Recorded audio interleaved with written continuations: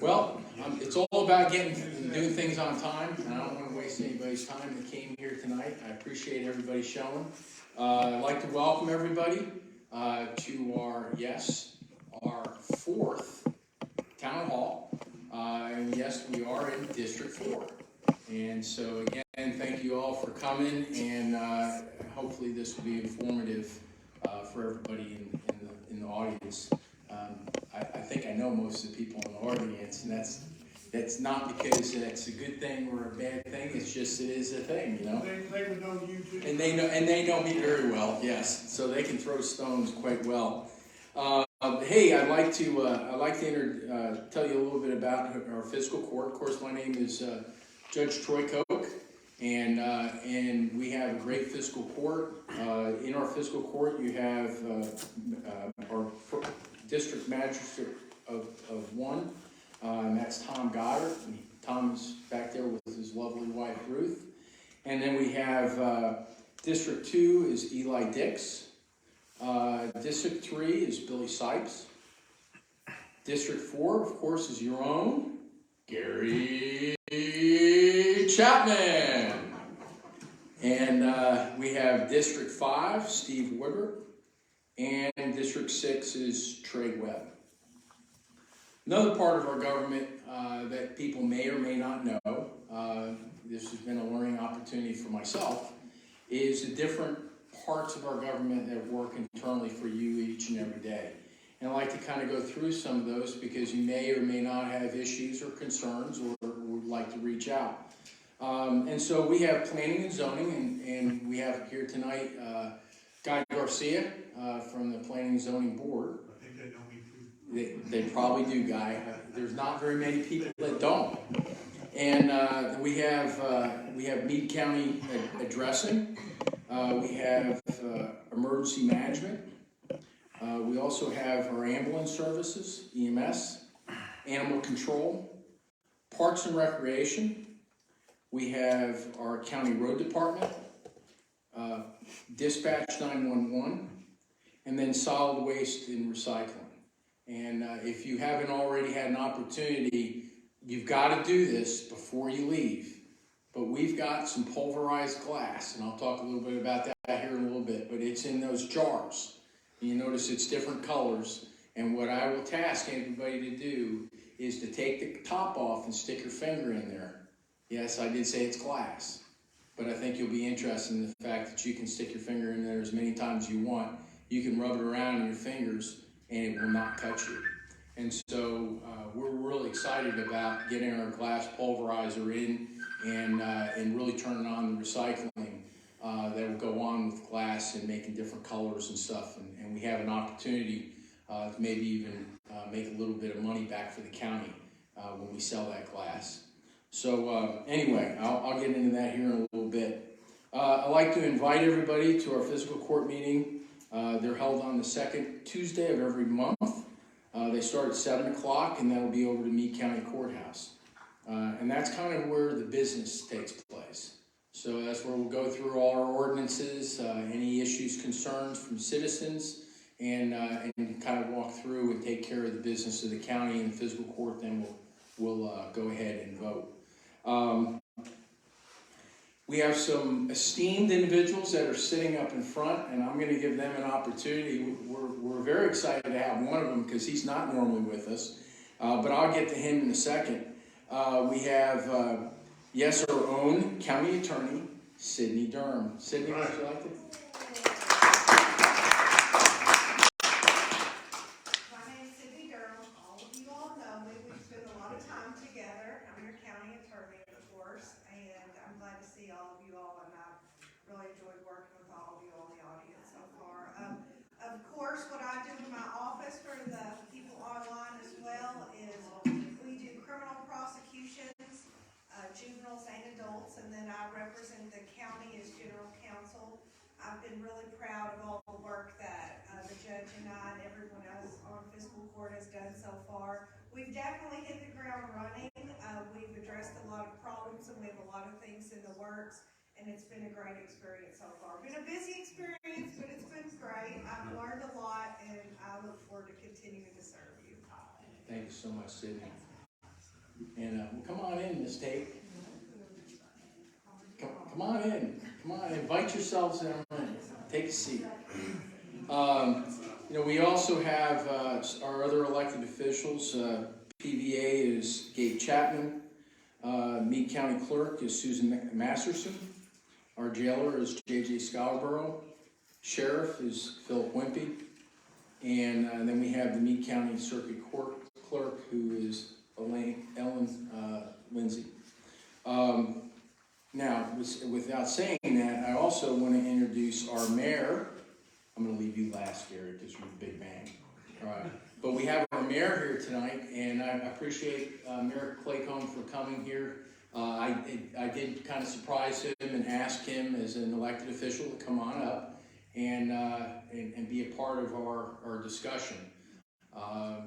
As Brian says, not only is this his town, but this is our town too, because we're all members of Meade County, and it's about us working together. And both myself and I have a lot of respect for Mayor Claycomb. We have worked out. As soon as I came in the office, Brian was there, reached out his hand. We started talking. We have worked through so many issues just by talking about things and understanding what the needs of the city is to the needs of what the county is. And we continue that relationship, and we work through some pretty tough issues. We haven't made everybody happy, but that's okay, because what's right is right and what's wrong is wrong. And at the end of the day, we're going to do what's right for our county and for our city. So again, Brian, thank you so much for coming. Would you like to say something? Just want to say that I appreciate the opportunity to be here, and as Judge Koch has indicated, what's good for our community is good for everyone here. What's good for Brandenburg is good for Meade County and vice versa. And I'm really pleased to be able to work with Judge Koch, because he is uniquely positioned to want to come in and not only look at the short term, but at the long term. And we all have a responsibility to make sure that we leave things better than what we found when we're in office. And so the elections have long since passed. They're over. The people spoke. It's time to lead. It's time to deliver. And although I always acknowledge in a public setting and privately that I have an obligation to the folks that live in Brandenburg that pay extra to call Brandenburg home, we're all Meade Countyans. And so there's just so much to be gained by cooperative efforts, because your safety on the bypass, it doesn't discriminate because you're a city resident or a county resident. Your safety is an issue. So Judge Koch and I are working together. There are so many things that require attention, and our community is uniquely positioned to take advantage of all the momentum that we have. And so there are people that are scared of change. I have to admit, to a certain extent, the older that I've become, that I'm scared of change. But I want to back up and remember, too, that I can only speculate and wonder what might have been the prevailing thoughts and mentality in the early 50s when this big outfit called Monument was coming, or Olin Chemical, it was known, or Matheson was coming. So we're working together, trying not to be territorial. We've worked on issues. We already have a great relationship, and I'm excited, and I like to remind folks that when you see the county doing something here in Brandenburg, that's tax dollars that we contribute being back in play here in Brandenburg. Because when I looked at the sheriff's tax receipt for last year, as it relates to real and personal property taxes, I discovered that about 24% of all the money that comes into the treasury via real and personal property comes from those folks who live in the incorporated city limits of Brandenburg. So we're going to work together. Judge Koch has demonstrated that. My commitment is to work and do all we can during the time we have to make this community a better place, and to embrace change and try to shape it into what we'd like. Because if you don't want change, well then I'm sorry, I'm not your person. I said before, I have disappointed you, or I will disappoint you, but we need to shape what we have and try to make the community all it can be during this time. So, Judge Koch, thank you. You've demonstrated repeatedly that you're interested interested in working for the benefit of all Meade counties, and as I've said many times, Judge Coke is my judge too. We live here in Meade County in Brandenburg, and I might not be mayor, but for the people that live here in Brandenburg, but there's so much to be gained by cooperating, and that's what we're going to continue to do. So I thank you very much. Thank you, Brian. Thank you so much.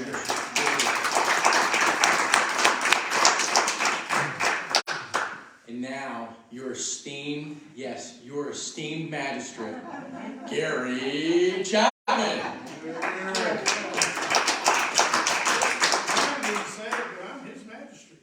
Yeah, that's right. That's right. But he's not my mayor. How's that work? And some of you all might hear me call him Chopper. That goes back to high school days. So, Yeah, Chopper. there's several people still call me that, and I still answer. Anyway, I'm Gary Chapman, Magistrate District 4. And District 4 consists of Brandenburg East, Brandenburg West, and Ashcraft. And District 4 is kind of unique in the sense that a major portion of the community of that district is the city of Brandenburg, which we've heard several things about that tonight. But a lot of my district is the city of Brandenburg, and as both the judge and the mayor have talked about, we've had several different agreements and interlocal agreements and things where the county assists the city and vice versa on various projects. And since the city of Brandenburg is in my district, I certainly want to be a help to them whenever I can. And I think now we're working on a couple of projects, Diana's Park and down at the river. We share responsibilities down there. So we do encourage each other to help one another, and I think it's been a good relationship. And the judge mentioned a lot of other things that we've been doing, but one of the things that most people know, I guess, is that the county judge runs the day-to-day operations of the county. And it's a big job.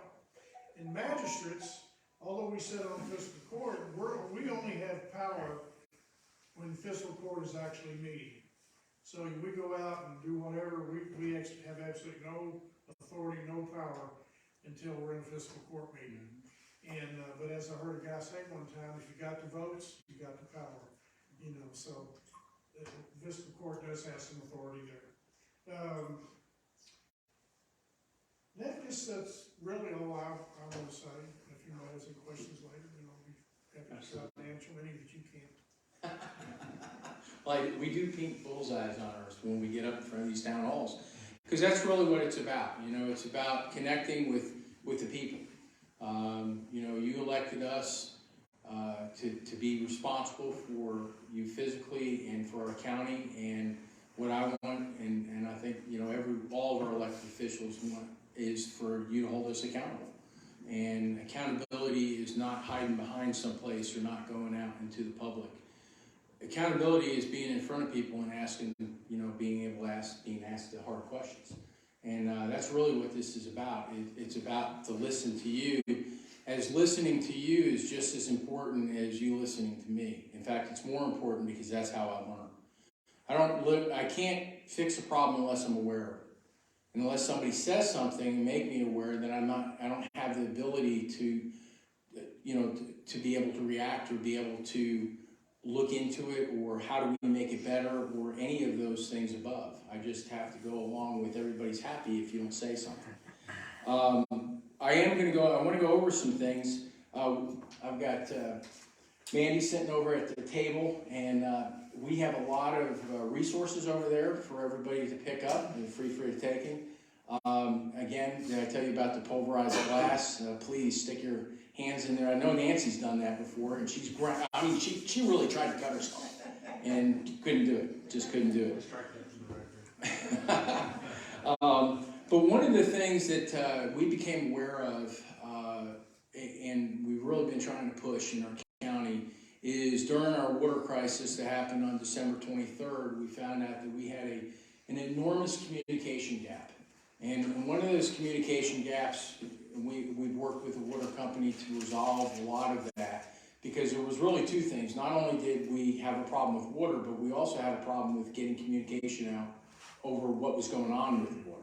And so one of the ways that we can do that, and we're trying to get as many people signed up as Code Red. And so if you're not a member of Code Red, it's really easy. But what that allows us to do is be able to send out affected areas just to those affected areas and give you the information that you need to be able to make decisions that you might need to make.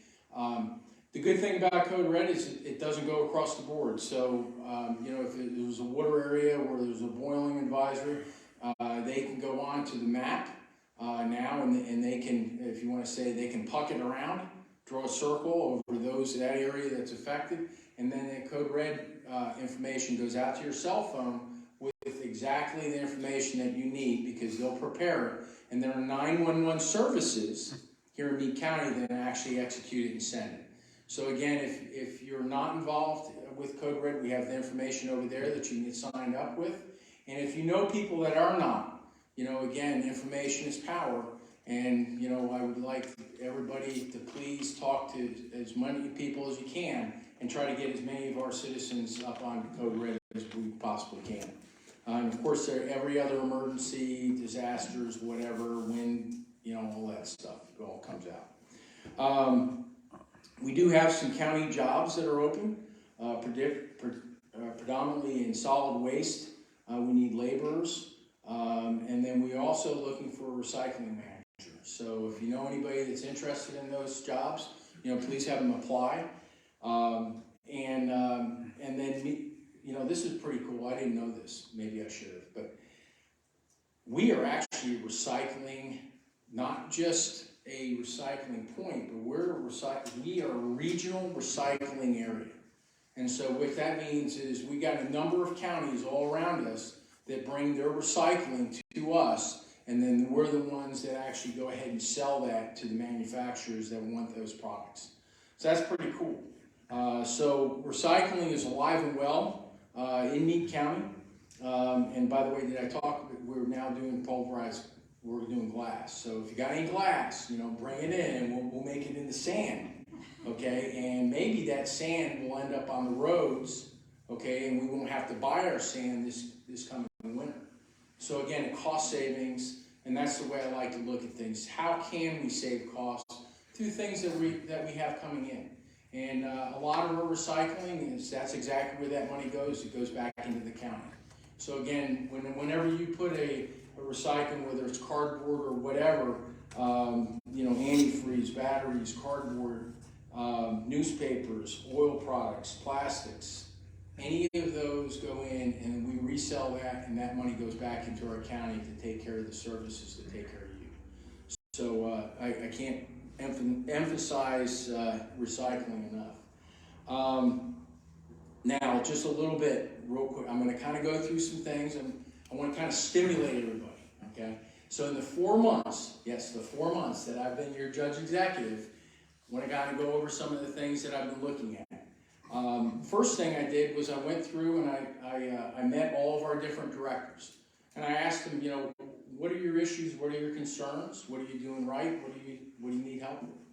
And so we've all started off on great, a great dynamic where they feel comfortable to be able to come in and ask me for whatever we need. And I think that's important. Two-way communication, knowing, again, I can't solve something unless I know.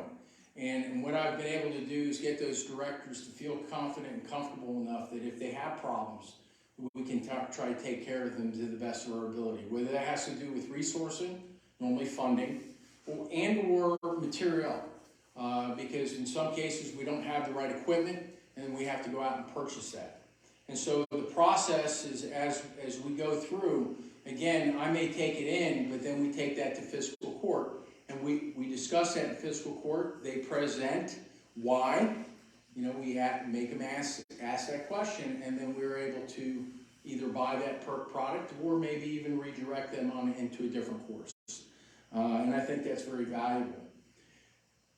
Another big thing, again, started doing these town halls. The first month I was in office. So we started off, January is one, and that started off in Muldrow, and we've gone now through up to 4. And I will tell you that each and every one of our districts is very unique. in the problem sets that you feel are important to you in your district and what you presented back to us. And so again, I can't thank people enough for coming out here because this is a way that we learn. I've said this a number of times, but I don't know what I don't know. And so again, thank you so much for coming out in District 4. We've met all the mayors. I've had a great relationship, obviously, with Mayor Claycomb, and then also with our Muldrow mayor, and we've had a lot of meetings there. I think we're moving in the right direction over sewer and some other fiscal areas that they're taking care of. And it's a matter of how do we meet all those requirements, in a fiscally responsible way. And there's not enough money to go around, but how do we break that up and how do we get, the money involved that need to? And I guess a great example of that is water. And so, I just want to share something. Maybe I was the village idiot when I came in here, but, I thought my tax dollars went to, by the way, water, the roads, to, waste, all those different things that you might think that your tax dollars are going towards. And, what I found out is that, no, can't spend a dang tax dollar on roads because that comes from the state, and that's through when we go to the pump, we pay a tax. And so all that money is then pushed through us through the road tax to the state, and then the state gives us an allocation, okay? And then we use that allocation, okay, to take care of county roads. Now here's a really good one, okay? And I mean, no kidding, I learned this 3 days. I told my wife Sarah. By the way, Sarah's in the audience. But I told her this because I was so astounded I didn't know this, and I kind of felt kind of silly. But in a discussion that I was having in reference to our state roads, I mentioned some things to our road department. And one of the things I found out, now you may already know this, but I sure didn't, is that how do you tell the difference between a state road and a county road? Well, state roads all have numbers. It's pretty easy, but I didn't know that, okay? Because, when you get down into our area, down in Painville and Rodea, we call them by, Wolf Creek Road, Riverview Road, and so I thought the road that goes right past my house was a county road, but it's not. It's a state road. It actually has a number. So again, it makes a difference on what, how do I view something to who do I go and talk to? And so when I get citizens that talk to me about roads, and I have this issue or I have this concern, if we don't understand where the problem is, you can't attack it correctly. And that's why information is so important. And I just want to share that because, like I said, hey, I learned something new, and that was pretty cool. Another one that I learned is, I don't have any ability to give any of our tax dollars that come from here to water. That water is very regulated, and all of our water dollars comes, again, through the state. And we have, our great representatives, Nancy Tate is in our audience, and Steve Meredith, and they go out and they beat Congress into giving us those resources so that we can get water to the rest of our county. We still have people in our county that are on cisterns. We have a lot of people in our county that have failed wells. Here's another thing I didn't know. When I came in, of course, we'd had a water crisis. Well, there's nothing better than a crisis because what it does is it allows us to pinpoint a problem that we may not have been aware of. And I think we've been overlooking and overshadowing this problem for a long time. But if I look at Meade County Water and we're a puller, okay, which means we don't produce any water. Now the mayor has a water plant, okay, but that goes to Brandenburg customers, okay? It does not go out into the county, and that's okay, okay? But the thing is that Meade County, okay, and Doe Valley, who's a customer of Meade County Water, okay, we get all of our water for Hardin County. Okay, now in saying that, it goes through one point. Now, I was in the military for 37 and a half years, okay? And I was a logistician. I was an Apache pilot. And now, let me tell you something. There was this one thing was something we always looked at when we were looking at our battle plans. One item, one point. one critical failure point. Well, guess what? We have that. Here in Meade County, it's called our pump station that goes through Flaherty. If I take that pump station and I went ahead and think of it as your spigot outside and I went like this and I turned it off, it would shut down all the water coming into Meade County. So that is a critical juncture that we need to resolve. And working with our water company, with Brett Piles, our water director, and working with the board, what we've done is we've actually created an overall bill, not just for next year or for 5 years down the road, but actually looking at a 20, 25-year plan of where does Meade County need to be with its water. And that's an important question because it's not a cheap bill. It's not a cheap bill at all, but it's a building aspect. So, once we were able to get that bill, and that happened just like, I think at the beginning of this week, is where Ms. Tate, Nancy Tate, and Steve Meredith received a briefing. I had received a briefing before, but the water company actually laid that bill out. And what its plan was to get from where we are today to maybe becoming a water producer in the future. And so now with that information, our great representatives now can go to Frankfurt and they can actually put that bill into perspective, because we're not going to get $70 million next year. It's not practical and it's not going to work. But what we can do and what they can do is they can chop a little bit off at a time, realizing what the cost is and knowing what the ultimate goal is. And that's the key, is you got to understand, you got to have a plan before you can move forward. Otherwise, we just waste resources. So I'm really proud that I was a part of that. And again, working with Nancy Tate, working with Brett Piles, I learned more about water in 4 months than you could ever imagine, okay? But again, not something that your tax dollars go towards. But in saying that, we just received about it was almost $2 million in assets that came down. And what I did have the opportunity to do is to break that down by projects to both Brandenburg, to Muldrow, and to Meade County Water. And so that's how we distribute that. I do have a little bit of say, but in that the money came down from the state and it goes right out to those sources. So again, something I didn't know, I think it's worth saying to everyone else. Information's power. Everybody wants to know about the granary. I wish I knew about the granary. No, I know all about the granary. So the granary is on track. We have been in a lot of discussions. I started my discussions with Harrison County, with ADM, which is the company that we're working with, that wants to lease the granary once it's built. And we've been in the process of discussions over what that's going to look like and what that granary is going to cost. And then there's a tag on there. The good thing about it, what we work for, is so that, again, the county is not out in any money. I think that's important.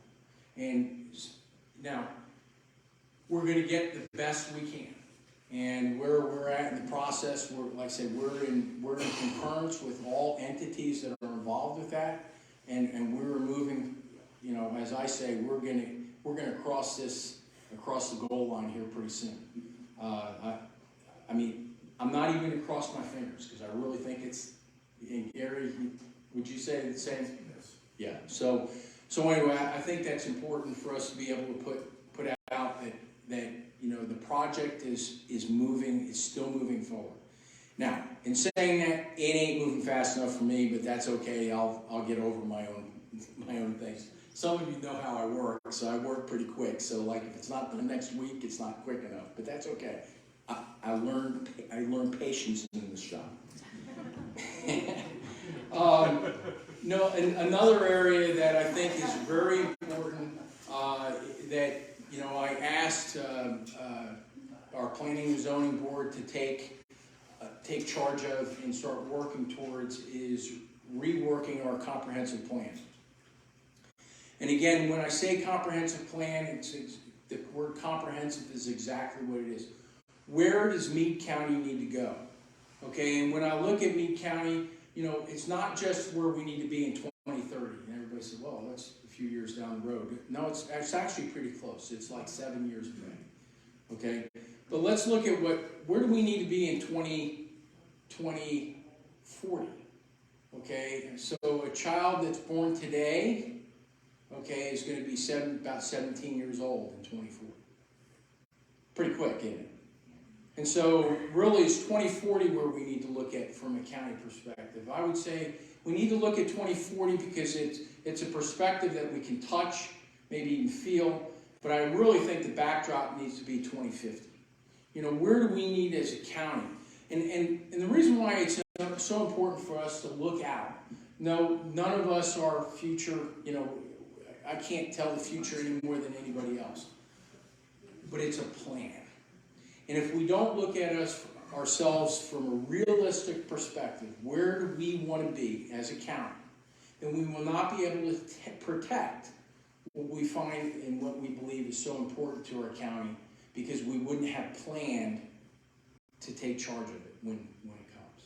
The good thing about a plan is that you can always adjust a plan. The worst thing you can do is not have any plan and just react. And you make mistakes when you react. You do the best job you can, but at the end of the day, you've not really evaluated and you've not looked at it and you've not put the rigor into asking the questions. And so that's what our comprehensive plan does. Our comprehensive plan will lay out a direction of where do we believe as a county we need to be in 2040. Where do we want to be? In which areas do we want to develop? Which resources do we want to hold back? You know, I talked about water. Water is a part of that plan. Roads, infrastructure, all those different things. And we have other dynamics that, you know, are moving into our area that we can either prepare for now and or we can be behind.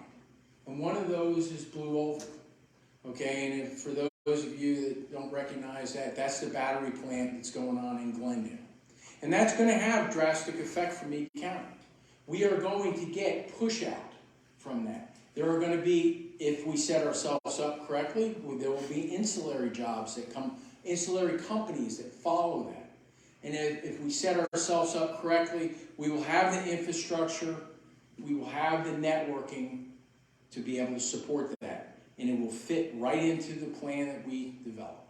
And so that's what our comprehensive plan does, and that's why I believe in it so much, and why it's so important that we spend and we put the rigor into it to really ask ourselves the question, where do we want to be? And what do we want to do? So that's in the process too. We worked on our emergency management plan. We haven't had an opportunity to look at that here, the last few weeks. How many windstorms have we had?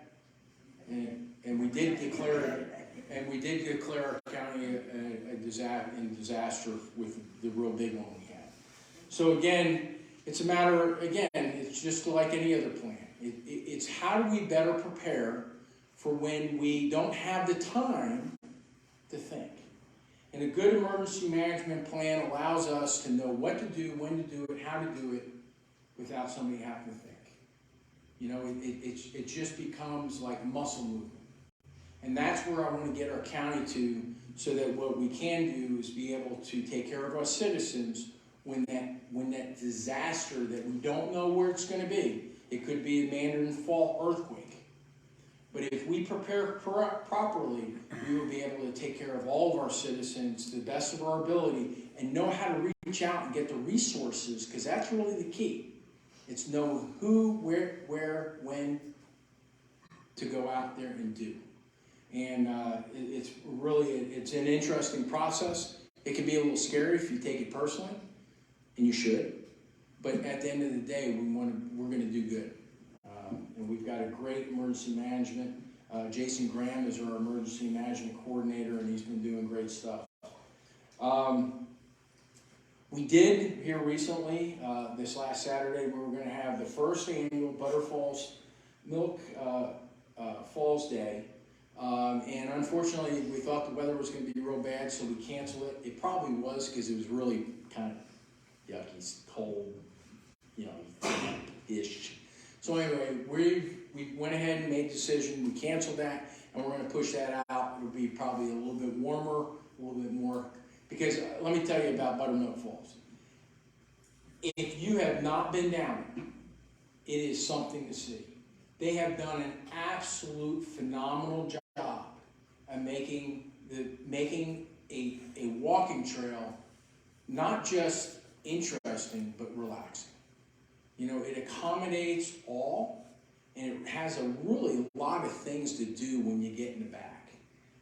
Again, this is a cooperation with the county and the city, and we share that responsibility together, making sure that that trail is kept clean and kept in good shape, so that anybody going out there can enjoy.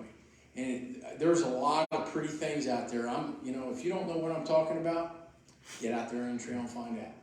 And so I look forward to seeing you out there. But we'll announce that when it comes. We also have our 200th bicentennial. That'll be held on May 20th. Now, our bicentennial, just so everybody knows, is actually December 23rd. Sounds familiar, doesn't it? December 23rd. Water crisis. Well, that's actually when we celebrate our 200th year. But we thought that it's probably going to be a little too cold in December. We had snow this last year. So we're going to move it back, and we're going to have it in May. And we should have it'll be a phenomenal time. So again, invite for everybody in Meade County. This is our celebration. And so please come out and celebrate with us. And we're going to have a great time. Fireworks display. Oh, by the way, there's going to be a old tractor display. And if you've not seen some of our old tractors in our county, I mean, it's phenomenal. I mean, there's some really cool tractors around here, and they're all going to be on display down there. And there'll be a lot of other things there too. So please come out on May 20th. This is one that I'm very excited about, and the board is doing great work. We set up an animal control advisory board. It was established a few months ago, and they've had up to 3 meetings. And what they're charged with is to look at what's right, wrong, or indifferent. You know, with our animal control, how can we make it better? Not only can we meet the requirement, but how do we exceed the requirement? And so the first thing is that we get our animal control correct, and then the next part is how do we move it? You know, how do we create a new facility for it, and where do we move it? And we're in the process of doing that too. But I'm really excited. The board has been, let me tell you, extremely engaged, and a lot of great ideas have come out. We've got some opportunities where we're going to go in and we're going to paint the entire facility. You're going to remember this facility was built, I believe, in '75. So it's pretty old. It's been extended. So it is not the cat's meow anymore. And it's probably outlived its life. But there is a process, like I said, we're going to make it the best we can for right now. And then there is a plan to move both it and also our road department away from that facility. And again, we've got Steve Meredith and Nancy Tate working on another one that's been promised for us for a long time.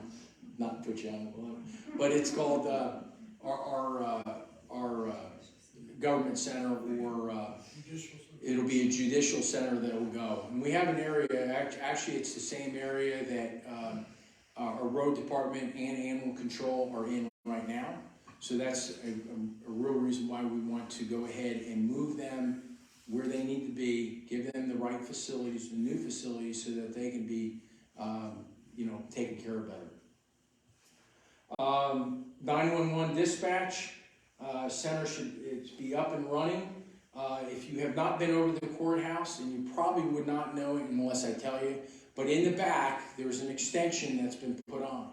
And all of our 911 services, our emergency management, and all of them are going to be moving in, and that should be completed by 1 July. And so that'll be a big add-on to our county. When you look at the environment that people are in right now, they're like, it's probably about from here to the end of this table, and we've got 4 people sitting in that cube, and they're doing 911, and they've got screens all around and everything else.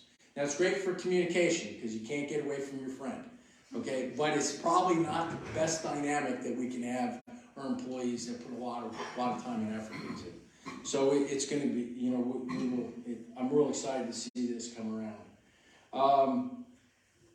Wanted to talk to you all about roads. So roads are on everybody's mind. I will tell you from a big perspective.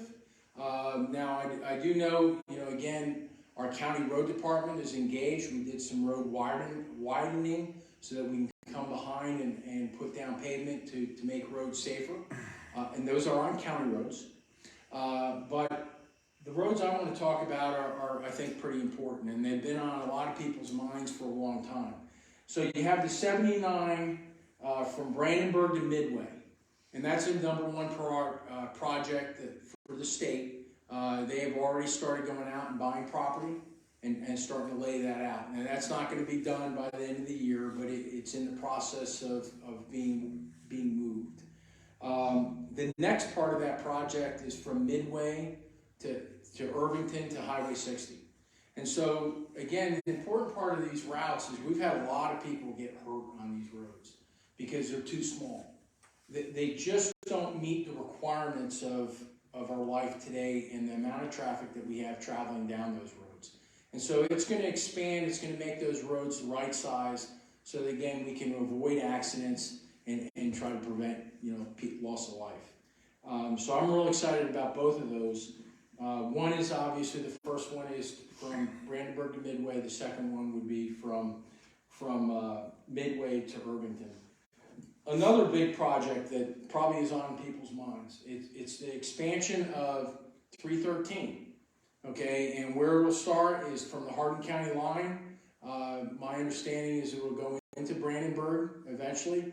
But what it is it's to put passing lanes, okay, down 313. So a mile on one side would be passing, double passing lane. Okay, and then it'll switch over to the other side. Okay, so no more will you have one lane where everybody's trying to get around. Another dangerous, lot of traffic on that road and very dangerous, especially in the mornings and so on. So I'm excited about that project. That's high up on the list. And then one that was near and dear to my heart, and in fact, myself, Nancy Tate, and Steve Meredith were involved when we brought this up.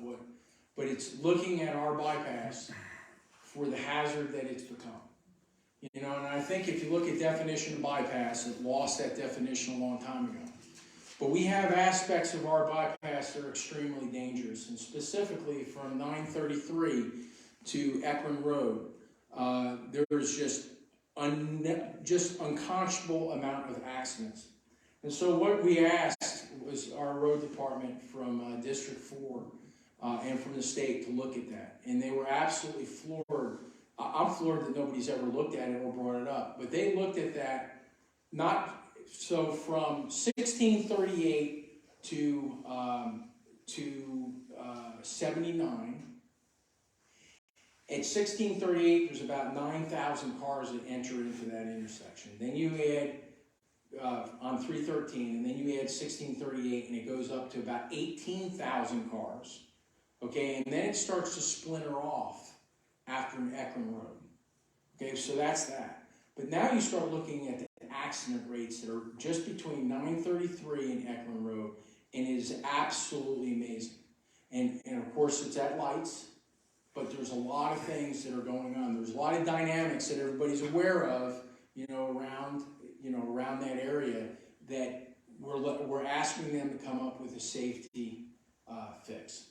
And so one of the things that we talked to them about was, looking at what they did on 31W, okay, from 313 into Elizabethtown, how they took a lot of those turns and they took them away. Now, we have a 5th lane, so we're a little bit different, but we're really not, okay? Because we've got to be able to prevent traffic from trying to shoot across into oncoming traffic on the other side. So they're going to look at the best way to do that, and that has been that project where it started off as about a nothing in January is now one of the top 4 out of 11 projects that's being pushed to the state to fix. And as I've been told, they more than likely are gonna bump it up even higher because it's considered to be a high safety issue.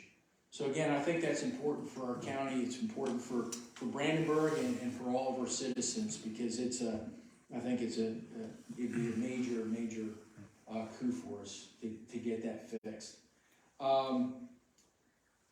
New ordinances.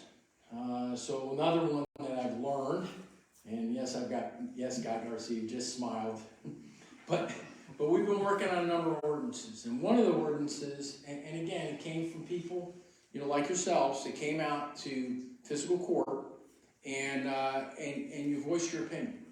And one of those opinions, we had a young man get up and he told us about his private road, and how, when he bought, they said it was going to be paved, it was going to, be brought up to standard, and here now, him and a few other citizens are on this road, and they don't have the funds to be able to keep it maintained. And so we went back to the drawing board and we looked at how could we be fair, equitable, to those in our county, to try to assist them to the best of our ability, but also to be fair and be right and legal. Okay, and that's one of the things that I'm really fanatical on, is we're not going to do something wrong when we know it's wrong. We're going to do it right. There's only one way to do it, and that's right. And so we looked at that ordinance, how we could do it. And Gary, I think you've been involved in road department. Sydney's been really involved. She got to get all 5 or 6 ordinances and read through them, okay, so that we could collapse them into one. But what this ordinance will be designed to do is allow our citizens to be able to bring a private road in, okay, but not up to a chip and seal and or a asphalt requirement. It allows them to go to the lowest requirement that we can do as a county and bring them into a gravel road, okay? Now, in saying that, the citizens will have to vote on that, okay? They will have to make their own decision, but then the county will then buy the materials, okay, after they have bought the materials. That's the only thing that we require from the citizens, is that they'll have to buy those materials, okay? And then the county will actually do the purchase, and then our road department can lay that down to a county road standard, and then we will maintain it into the future. So we were working on that, just to foresight a little bit about what this ordinance, it's going to come out in this fiscal court. But we're in the process of doing that, making sure that it meets all the requirements and it's legally sufficient, and most importantly, that it's not going to be changed in 3 years or 4, that it's going to meet our requirements for a long time in the future. And so I think that's really, really neat. Me and your mayor, Brian, are going to be involved in something that's near and dear to our hearts, which is our senior center. And so we're meeting with Lincoln Trail Agent Committee, and we were going to go through, I asked them to please lay out everything that they can provide. Again, these are free services that take care of all of our seniors, in our county, from anywhere from meals to counseling to all kinds of different things that are more seasoned veterans go through. And so we're in the process of having that meeting, and then we're gonna be meeting with our senior center and seeing how we can incorporate that and make it work. And I'm really excited about that, because that's been something that was brought to my attention when I first got here in January, and I just haven't known quite how to solve it. I've heard a lot about it, but just we're getting there. But those are just some of the things that we're working on. I wanted to kind of throw those things out to stimulate everybody. But now I would like to open it up to the audience, and any kind of questions that you might have, please fire away. Mark. I have a few questions, but I'll just do one at a time. First question is... You had 17 laid out. I know, I had one question with 17 parts, but this is now 17 questions, each with one part. No, so one, I'm not trying to be funny on this really either, but what is the legal definition of a senior citizen? That would be. No, but what is there this came up at church the other day, right? We were talking about what, because like there's but is it 55? Is it 60? Is it? AARP card? Yeah, I mean, Yeah, well, then you get they that. started getting those at 40s now, so that's what I'm saying. So what is that? What is that legal definition of that? Do we have one? Is there Free cup of coffee at what do we McDonald's? call it? I would think that there is in order to get the. There is, I don't know what that answer is. I'm just curious. I'll- It's something I'll- that would be kind of. The one thing that I'm aware of is that the voucher program that goes through community action and Lincoln Trail, you have to be 60 Okay. and above, to do that.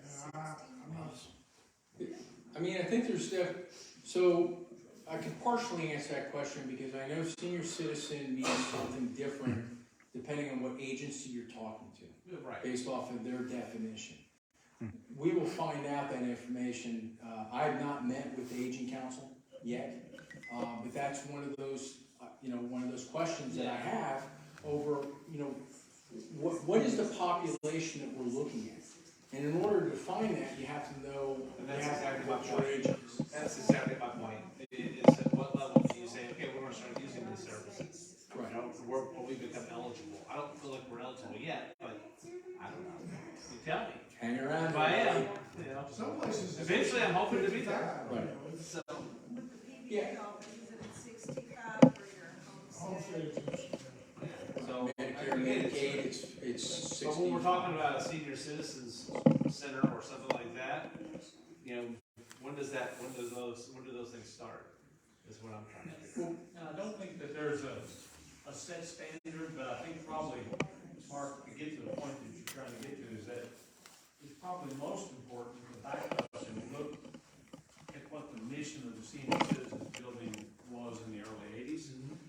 Because I've had several conversations with the editor of the Messenger, Chad Hobbs, and we've talked, and I know I'm a senior citizen, and I said, Chad, how do I'm not trying to be vain or crass, but he said, well, I think there's different layers of functionality. So he said, Brian, I guess you're a functional senior citizen. So I embrace that and give credit to Chad Hobbs for that, because I think that is the essence of it. It's different for different people, but if we get back and we say, okay, our community made that building possible in the early 80s for seniors, because my mother-in-law, who's passed away, at 90 years old, went to the Senior Citizens Center in Elizabethtown because she said the old people needed her help. Yeah. It's all a matter of perspective and trying to get it back to, because at this point in my life, I really don't need the services of the senior citizen, but life can change on a dime. But it depends on what those services are. There could be an expanded level of services that you kind of like step into as you get older. That's what I'm trying to figure out is where does it start and then how do we step through that? And that's what I ran into when I went to my first Lincoln Trail ad meeting, is I didn't understand the voucher program. And I didn't realize that the voucher program was their only and their best effort to try to put some money in Meade County to meet the nutritional needs of seniors. And that's all they could do. They indicated they had several times more money than that available, and that's part of what Judge Coke alluded to. We want to find out on May the 1st, what can they do if the leadership of the senior citizens would open it back up and let it embrace the mission that made it possible to start with, because truly, it's a community building. I remember the people that were involved in the early 80s, and it was private money and government money and all sorts of combinations to make that happen. And I had the unique perspective in that Martha and I know how important the Senior Citizen Center was in Hardin County to my mother-in-law. It represented a place that she went 5 days a week. She could count on a hot meal.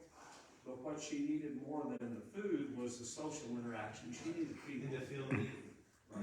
And I can't remember the number of people that were here, but once upon a time, it was 5 days a week. And it was a hot meal every day. And it was interaction. And my mother-in-law treated it like her part-time job. And we were very thankful. But there again, I think some people, and it's important when you try to identify it, because there were people literally, when Martha and I would go up there and visit, who were much younger than my mother-in-law, that really needed help. So I have laughed in a little way, but it's so practical what Chad said, you know, there's different levels of functionality. Yeah, So, if I can just add one little thing, then one is why that's very true. But you can use, if you can set certain things out that people of a certain age, maybe it's 55, maybe it's 60, and you can use that they can start buying into, or services that they might want, and then to get them coming earlier. Now you not only have a group that's aging into that, but they also have, you may be able to charge them if they're functional and things to help subsidize the later, right? So it could be, I don't want to call it like the senior citizens club, but you know what I mean? You can kind of treat it that way so that the younger participants are subsidizing the older participants, the ones that maybe have more needs and things like that. I mean, just thinking along those lines is where I'm kind of. Well, a large portion of what the aging committee does is, again, these services, we pay for them as taxpayers. I mean, this is all part of, what our government gives to us. The problem is they're not, we have not been able to get them in to provide any of those services. Completely. Well, we've not given them an ability to come in. And so a part of meeting with them is to find those parameters. Again, what can be done, what can't be done, what are those what are all those requirements? And then you start evaluating what can be to what can't, than what it is right now. And so, our goal is how do we provide to all the services that they need. Now, in saying that, I know not all will take advantage of it. So information is power. I've said that a few different times. And it starts with, again, the messenger. It starts with the radio. But you've got to be able to have the information put out first, and then you'd be able to pinpoint it. And so a portion of also allowing us to meet with them is not only just to find the information, but then when we can go back to the senior centers that we have, is to sit down with them and figure out how we can instead of how can't we. Because I don't know exactly all of their issues. They used to do this. There's a reason. But we need to bridge through what the reasons of why we can't and figure out how we can. And I know from the county perspective, and Gary, correct me if I'm wrong, but we used to support through fiscal court. The city used to support the aging or the senior center, but not as a club, but as again, why is it important for us to support so that they don't have to have fundraisers to pay the electric bill and do those types of things, so that they can put that back into the people that they're serving, which is the seniors. That may be transportation. There's lots of different aspects over how do you make this available. And that's really what we're meeting on, because I don't know what I don't know right now. But I'm really, really enthralled about, having this meeting. And that's kind of been there's some personality issues, there's some hurt feelings from the past. I'm not sure when it transitioned from the mission I remembered it starting to where it is today, where it's literally a private club, but let's see what we can do. Yeah, this is just something that's piqued my interest over the last month or so, and hearing the debate of what's going on. I don't want to look at the past. I just want to see how to go forward and fix it in the future. And I just had a couple of ideas I wanted to share. The worst thing in the world that could happen is if we're out here trying to beat the bushes and find a building for our senior citizens to meet in, because our community has addressed that need. Yeah. And as Judge Koch indicated, folks who are going to be involved to try to make something work should not have to worry about how we're going to raise money to pay for our insurance, our utilities. And I think city and county government are ready, willing, and able, if it embraces what it can be and should be, to say we can take some of the pressure off, if you're gonna worry about this. And in E-Town, the one my mother-in-law went to, it was sponsored by Memorial Methodist Church, that was part of their outreach, they oversaw that. So, it can be so much more, and even if I think that I don't need its services, I would say everybody in this room knows somebody who you might call up and say, I'd be glad to take you. Absolutely. So, You know, the federal money is available through the state, through down the Lincoln Trail Area Development District to provide transportation for seniors, really, senior citizens. Now, when I was running TAC, we never did that in Meade County because the Meade County Senior Citizen Center was not an officially sanctioned Meade County, it wasn't a senior citizen center. It was something else, I don't know what it was, but it wasn't a senior citizen center. Hardin County's got all the money to do all that transportation, and Meade County got zero.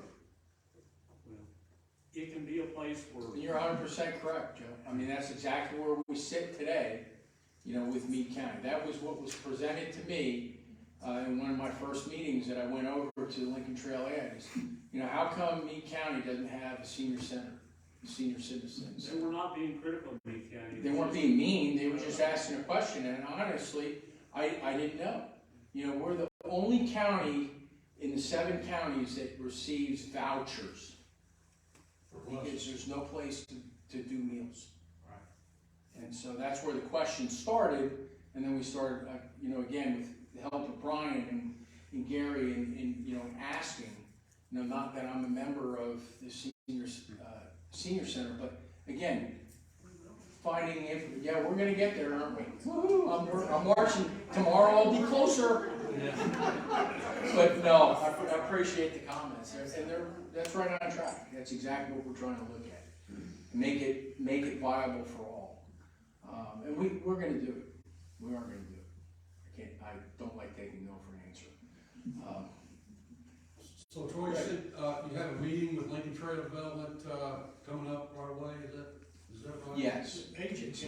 Yeah, the aging council, that's, and it's not just the aging council, there's other entities, a part of the Lincoln Trail are jumping in. I asked for, Susan Greenwald, who runs that, to put together and try to pull in everybody so that I'm not going to one and then I get something different. I want to bring them together to find out everything that I can, so that when we go to the senior center and we sit down with them, that I have all the facts.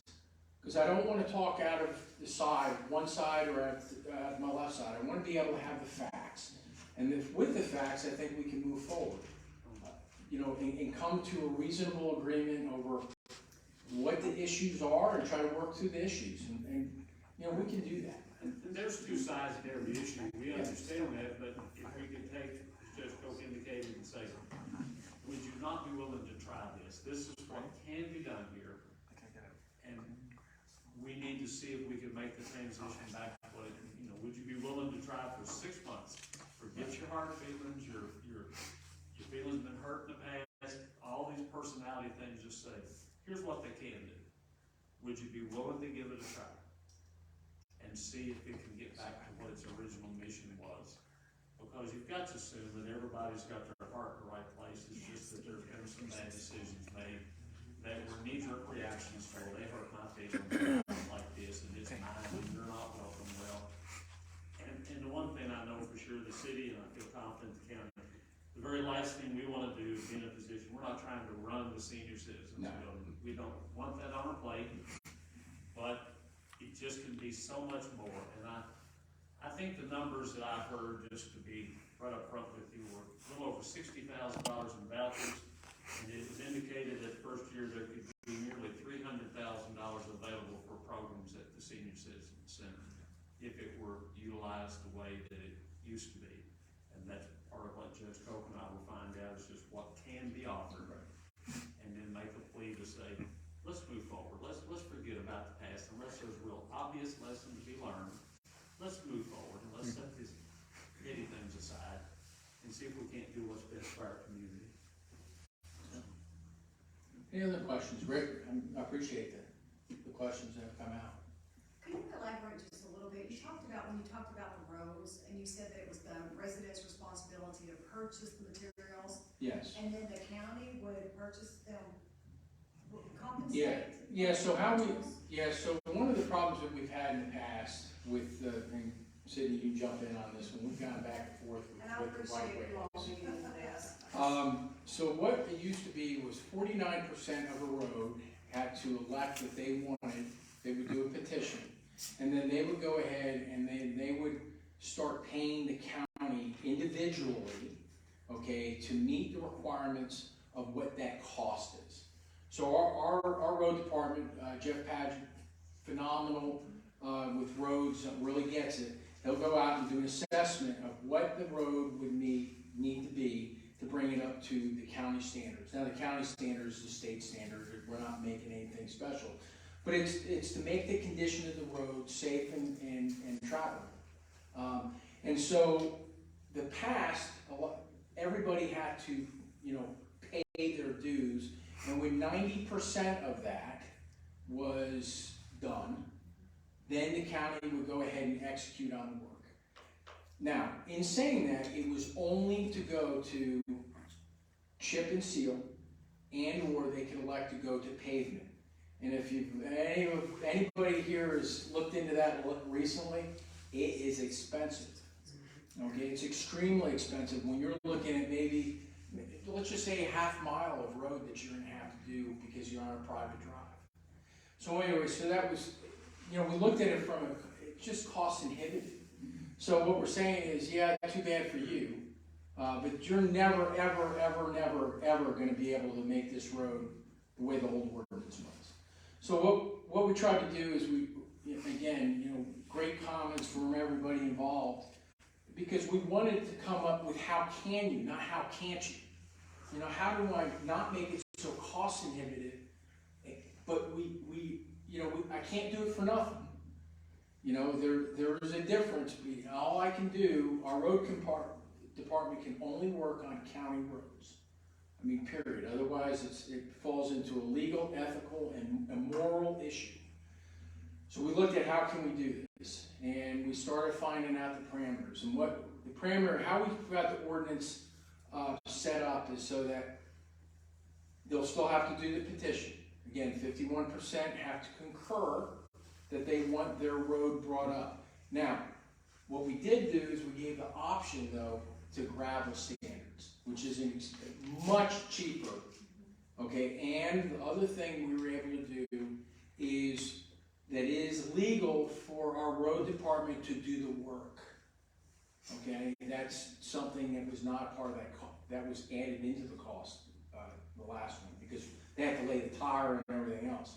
So what they will do in this process, and again, she knows this better than I do, but I'll walk you through, is 49% concur. 51%. I'm sorry, 51% concur, thank you. That's statutory, we don't get to, monkey with that, that's what the statute says, 51%. Once the 59% concur, then we will go out and do an assessment on the road of what that cost. Did I say 49? Yeah, 51%. 51%. Like I'm not being recorded. No, I guess I am. They would concur, and then at that point, the road department will come out. He'll do an assessment of what that cost would be, and then those residents, once that cost is presented, then they will go ahead and they will collect the dollars. Once they have that amount, then they would do 100% of it this time. 100% of that cost. Then they'll turn it into the county. The county can buy the materials cheaper, okay? And at the same time that they're buying the materials, they'll lay the materials. And then that road will be brought into the gravel standard, okay? And may down the road, if we get additional dollars, may become chip and seal one day.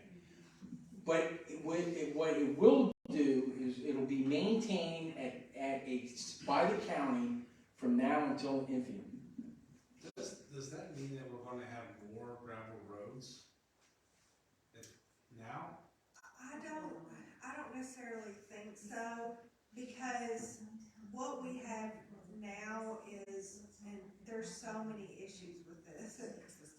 This is kind of something that we brought to the surface, and it was a good thing, but there's so many issues with it. We have so many roads in this county that are dirt roads, private roads that are already half gravel, half not, because they've been trying to do it. So I don't think necessarily we're gonna end up with more gravel roads, because the way that we're doing it going forward is, this is all done through planning and zoning. It's a different process. We're correcting, pre-1999 roads, and so actually to have them to our gravel standards would put them in a lot better condition. That's what I wanted to hear. Yeah. Because you're saying it's a line in the sand. This is only pre-1999 that this ordinance is talking about. Okay. Because our subdivision ordinance, our planning and zoning ordinance. Is now the new, those roads are new. Yes. New rules, okay. Yes, new rules, and, those developers, for example, or those private builders, they are responsible for maybe blacktopping or chip and seal, or this is just something that we're trying to correct from the past. And part of our problem is we were doing this as a taxing district, and it was unnecessarily complicated.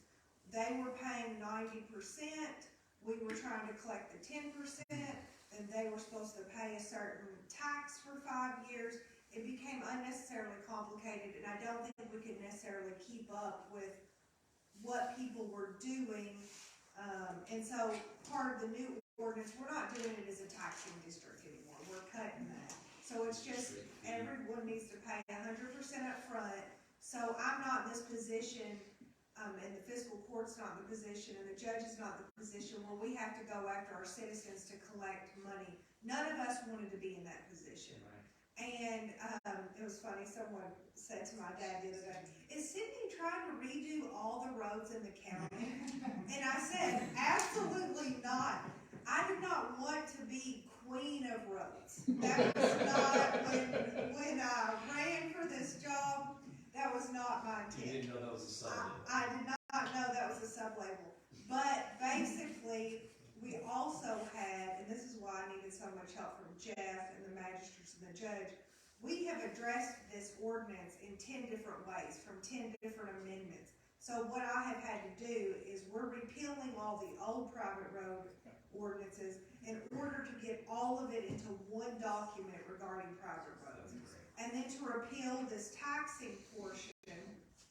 And so I think it's gonna make a lot more sense. I think it's gonna be better for the people going forward that need pre-1999 to kind of get their road addressed. So I think we're finally getting there. That's good. There's a lot of concerns of the other town halls about Yes. those roads. So. Yes. Gary, For a number of years, when the citizens would address Tom or me or other magistrates about doing something for their private road, that the only answer we ever had was, we cannot spend county tax dollars on private roads. You know, so we just kept kicking this thing around, and finally, you know, we got to a place where we were trying to address doing something with these private roads with the county's help. Because, you know, these people were saying, well, we're taxpayers too. Yeah. But the roads were private, and you just could not, Yeah. couldn't do And it. that was the thing. It was everybody's hands were tied. I know the judge didn't want to go, he doesn't want to go to jail. and I told gentlemen that I wasn't gonna go to jail over it, but that we would try to find an answer that was potable for everyone. It was acceptable for everybody. It was to the best of our ability, and I'll tell you, we looked at a lot of different options. Our ARPA was one of those. You can't use ARPA for that. You can't use certain. Again, our hands were really tied on it, and I mean, I think we have done everything within our power, minus paying for them. You know, this is about as far as we can go. Thank you. And be legal, and that's a big thing for us. Because there were a lot of stories out there. Yes. Yeah. And it made you sad because it would be like a senior citizen that did not have the functionality of the mayor. And they were driving on this rough road and it was entering their vehicle and they didn't have the money to fix their vehicle because of the huge potholes. And it really tugged at our heartstrings because nobody should be in that predicament. But what was hard is, to be completely honest, there were some developers around here or some contractors that didn't hold up their end of the deal Yeah. when they would build a And home. they did, and it was legal in the day. Yeah. And they're still out there. I was gonna Yes. say, they're still there. Yes. If I can add on to that, with the way that the rules are set up now, if the developer goes and updates a plat, and we'll say it went from real simply 12 to 24 because we've cut our lot size, they're making roughly double the money, but if it has a pre-1990 road in it, we don't have to fix that, okay? So they're making double the money, triple the money, and yet they don't have to do nothing to the infrastructure to that particular portion of the road, which that sort of makes as much sense as rebuilding a Model T and leaving the original tires on it. Yeah. It don't roll very well. Yeah. And that's something I'd like to see fixed. You know, another issue is, since we're talking about ordinances, and somebody's gonna smile in this room when I say this, because they talked to me about it a long time ago, is looking at all of our ordinances that are in our clerk's office and putting them into an electronic system, so that everyone has access to be able to look at ordinances based off of, you know, cross-referencing or just, you know, putting in words.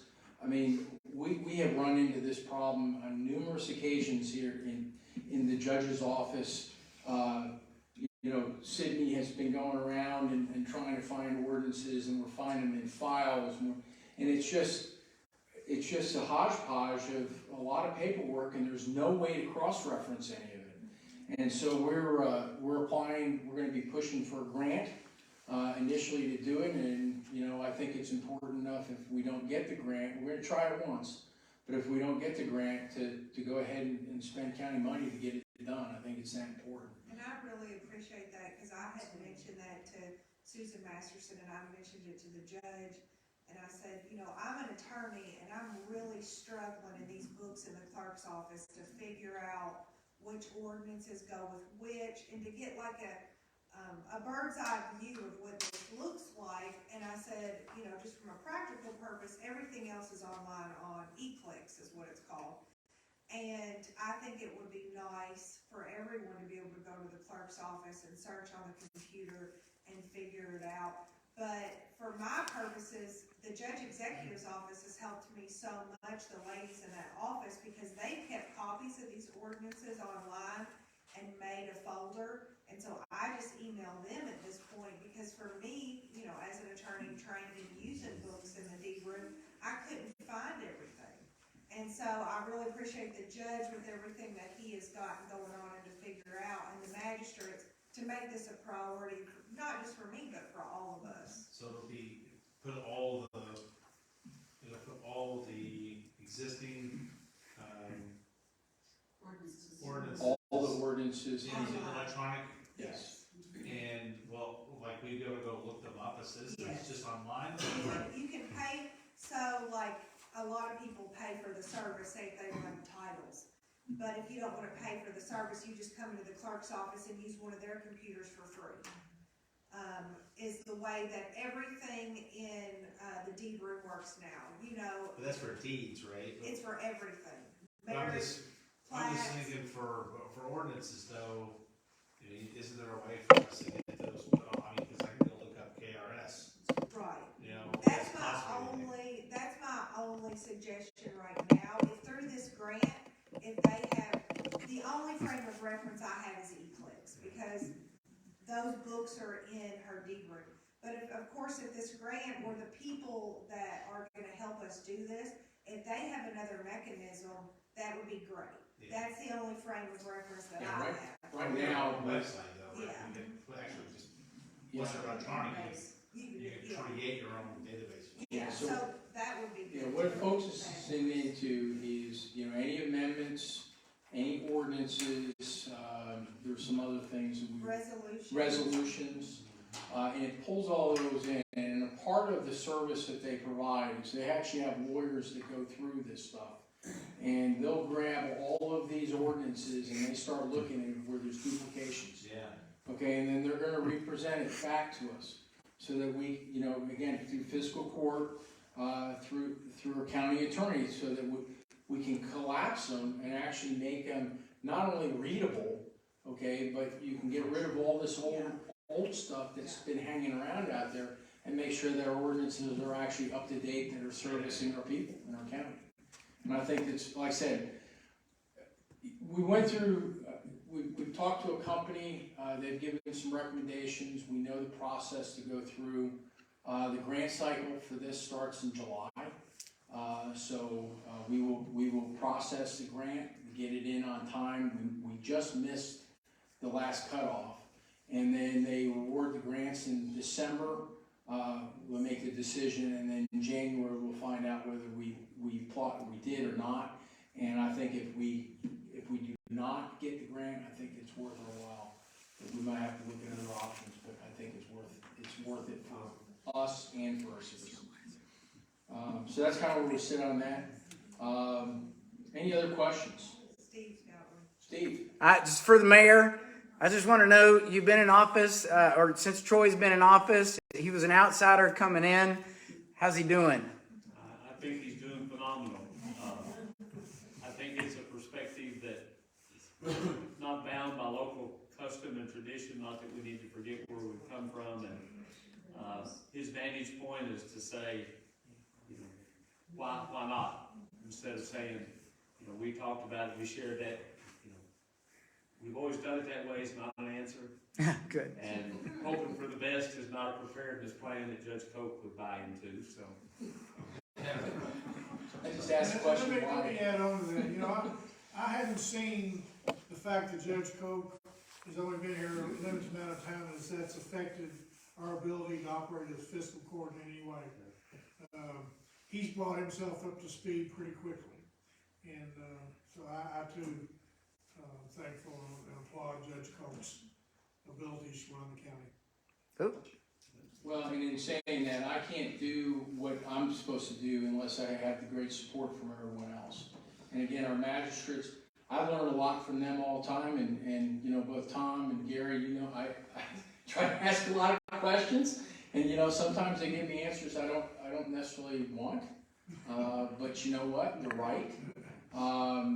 They've helped me to kind of walk through this landscape that's very unfamiliar. Tammy can tell you how I try to take everything and put it into a DOD perspective, okay, Department of Defense, and how they very quickly said that's not the way state government goes. Okay, that's not the way county government goes. And so again, it's a learning process, but it's really interesting. It's very, and I can say this word, intriguing. It's exciting, because it's how we work. This is what makes our country great. Is at this level, and it's really cool. There is so much that's going on in our county, and you'd be if you're not proud of what's going on in our county, you need to be. And when you start seeing everything that I've been able to see, I mean, it's just phenomenal. When we live in the best county, okay, in the state.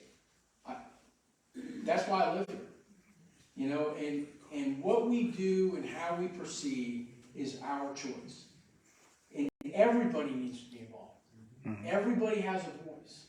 And it's important that we hear your voice.